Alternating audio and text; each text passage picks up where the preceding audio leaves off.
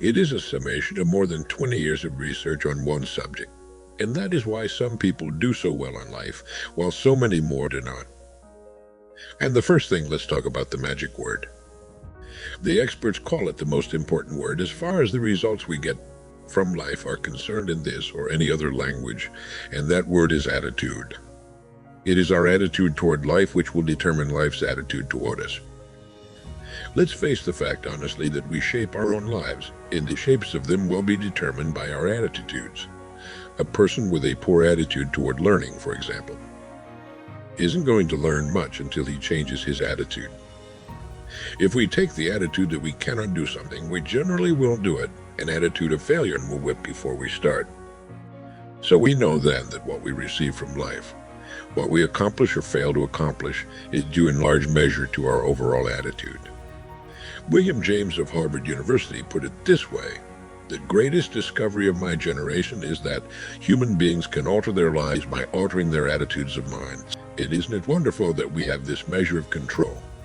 Before we start talking about our attitude toward the world, let's talk about our attitude toward ourselves, since it is the attitude we take toward ourselves which determines our attitude toward the world. Now right here we come to a rather strange fact. We're so familiar with ourselves, we tend to take ourselves for granted. We tend to minimize the things we can accomplish, the goals we can reach, and for some equally strange reason, believe others can accomplish things in our field which we cannot. There are literally millions of human beings living narrow, dark, and frustrated lives, living defensively simply because they take a defensive, doubtful attitude toward themselves, and as a result toward life in general. Many people are suspicious of and oppose change, yet change is the one thing in life on which we can absolutely count. People who stay young all the years of their lives not only welcome change, but see it for what it really is: new opportunity, new chances for further fulfillment. Attitude is a reflection, a result of a person's will. It is incalculably powerful. It can bring about marvelous results for us, but we need to train it patiently day by day. Now let's talk about the attitudes of people who are successful. The top 5% of the people who go sailing through life from one success to another, and who even when they fail at something shrug it off and head right out again. No matter who the person is or what he does, men and women in sales, business executives, people in all the professions, wives and mothers, students, top people in the armed forces, public servants, men and women in the service of religion, working men and women in all fields of endeavor. Wherever you find a person doing an outstanding job and getting outstanding results, you will find a person with the right kind of attitude. These people take the attitude toward themselves that they can accomplish what they set out to accomplish, that there's no good reason on earth why they can't be competent, successful. They have a healthy attitude toward themselves, and as a result toward life and the things they want to accomplish. And because of this, they achieve some remarkable things, and they come to be called successful, outstanding, brilliant, lucky, and a lot of other things. They're quite frequently no more brilliant or outstanding than the majority of the people by whom they're surrounded. But they did develop the right attitude, and they found their accomplishments not too difficult, and many times surprisingly easy, simply because it seems that so few are really trying. Really believe in themselves. Successful people come in all shapes and sizes and in widely varying degrees of intelligence, background, and so on, but they all have one thing in common. They expect more good out of life than bad. They expect to succeed more than they fail. If you want something worthwhile, take the attitude that there are a lot more reasons why you can have it than there are that you cannot, and set out to earn it. Go after it, work at it, ask for it, 9 times out of 10, you'll get it. Our environment is really a mirror of our mental attitude. If we don't like our environment, we have to change our attitude first. Now, the world plays no favorites. It's impersonal. It doesn't care whether we change or not. Adopting a good, healthy attitude toward life doesn't affect the world and the people in it nearly as much as it affects us. It would be impossible to even estimate the number of jobs which had been lost, the number of promotions missed, the number of sales not made, the number of marriages ruined by poor attitudes, but you can number in the millions. Your jobs which are held but hated, the marriages which are tolerated but unhappy, all because of people who are waiting for the world and others to change toward them instead of being big enough and wise enough to at least make a test which will prove beyond any shadow of a doubt where most, or at least a big part of the trouble lies. Studies made of the lives of literally thousands of successful people have shown that they radiate confidence, assurance, they expect success, and they get. You can spot these people by the way they walk, by the way they look and act. You can feel about them when they enter a room.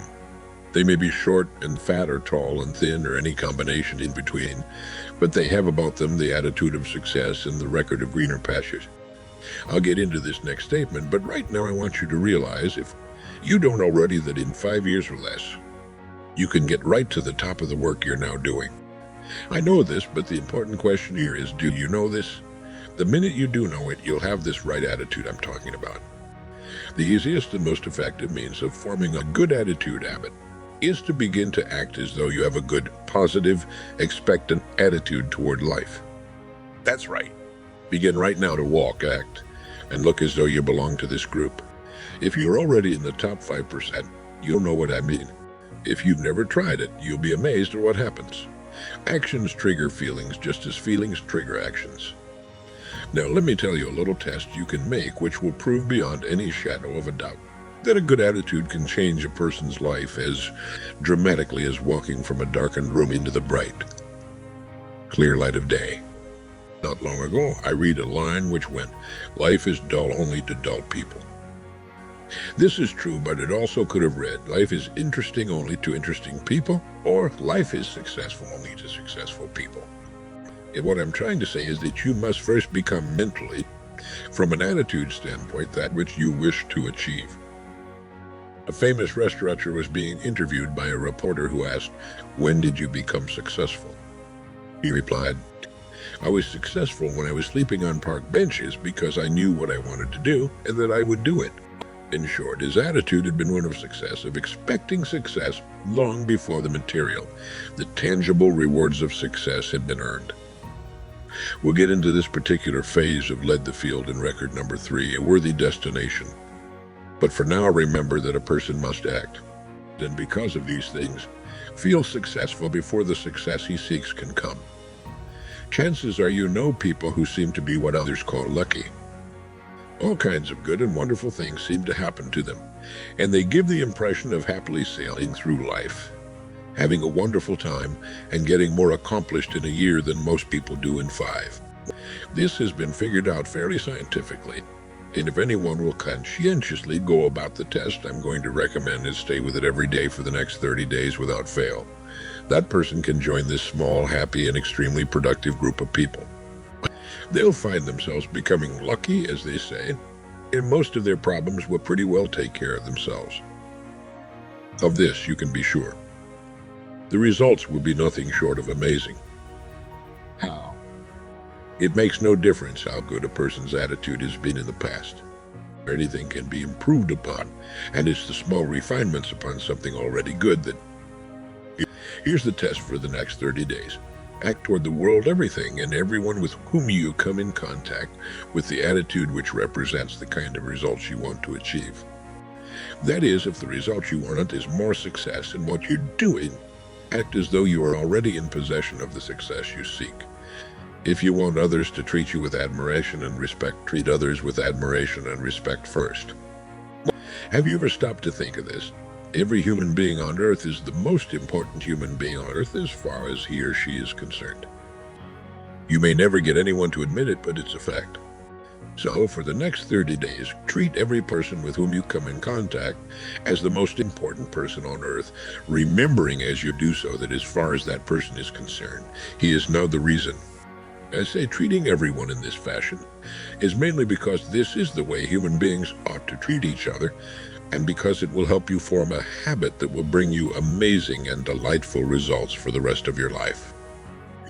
Have you ever noticed that the higher you go in any organization of value, the nicer the people seem to become? You see, the bigger the person, the easier it is to talk to him, to get along with him, to do business with him. You know why? It's because he's got a good attitude, and people with the best attitudes just naturally gravitate toward the top. Who, for 30 days, act toward others in the world at large in exactly the same manner you want the world and others to act toward you. Treat your wife or husband as the person he or she really is, the most important person in your life. The same with the children.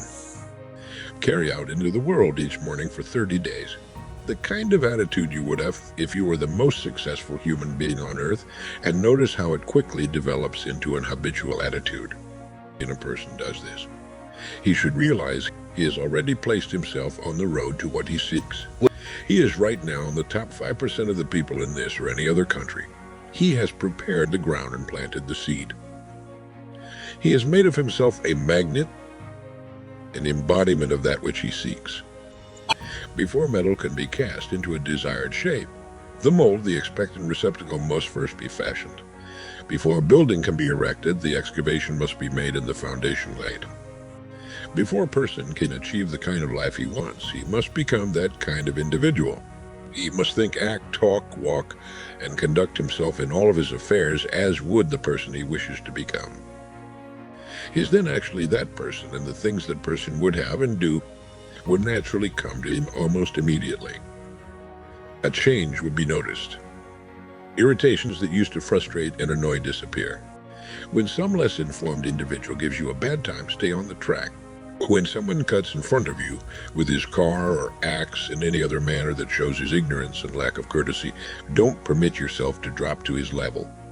Pity him, for that's what he really deserves. That's the very group a person doesn't want to belong to. And if he acts like them, well, let's face it, he belongs with them. There's nothing in the world that men, women, and children want and need more than the feeling that they're important, that they're needed and respected. They will give their love, their affection, their respect, and their business to the person who fills this need. So the magic word is attitude. In summing up a few points to keep in mind: 1, it is our attitude at the beginning of a task which more than anything else will affect its successful outcome. 2, it is our attitude toward life which determines life's attitude toward us. 3, we're interdependent. It is impossible to succeed without others, and it is our attitude toward others which will determine their attitude toward us. 4, before a person can achieve the kind of life he wants, he must become that kind of individual. He must think, act, talk, walk, and conduct himself in all of his affairs as would the person he wishes to become. 5, the higher you go in any organization of value, the better will be the attitudes you'll find. 6, your mind can hold only one thought at a time. And since there's nothing at all to be gained by being negative, be positive. 7, the deepest craving of human beings is to be needed, to feel important, to be appreciated. Give it to them, and they'll return it to you. 8, look for the best in new ideas. As someone said, I've never met a person I couldn't learn something from. 9, don't waste valuable time broadcasting personal problems. It probably won't help you. It cannot help others. 10, don't talk about your health unless it's good. 11, radiate the attitude of well-being, of confidence of a person who knows where he's going. This will inspire those around you, and you'll find good things will begin happening to you. 12, lastly, for the next 30 days, treat everyone with whom you come in contact as the most important person on earth. If you'll do this for 30 days, you'll do it for the rest of your life. In the next recording, I'll talk to you about greener pastures. But now, in closing, remember the words of Walter Dill Scott of Northwestern University. Success or failure in any undertaking is caused more by the mental attitude than by mental capacities. ESDO.